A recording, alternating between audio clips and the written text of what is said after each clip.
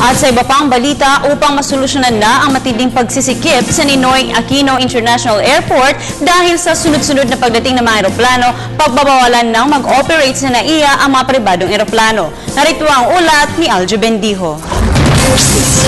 Mahigpit nang ipagbabawal ng pamahalaan simula sa taong 2015 na mag-operate ang mga pribadong eroplano sa Ninoy Aquino International Airport. Ito'y upang mabawasan ang pagsisikip o congestion sa binansagang Philippines Main Gateway.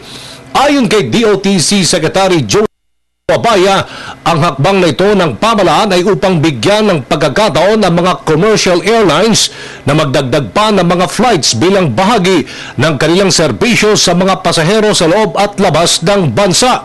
Dahil dito ililipat na sa Sangli Point sa Cavite ang mga private planes at flying schools na nag-operate sa Manila Airport.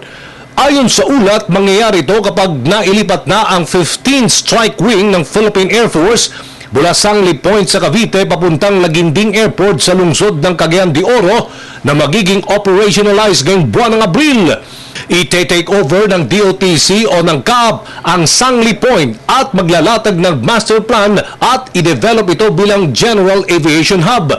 2 taon ang ibinigay na time frame ng DOTC na ilipat ang operasyon ng mga pribadong eroplano at mga flying schools sa Sangli Point na halos dekada nang nag-ooperate sa NAIA, kung saan inokupahan nito ang 17% ng kabuuang landing sa take-offs ng airport runway.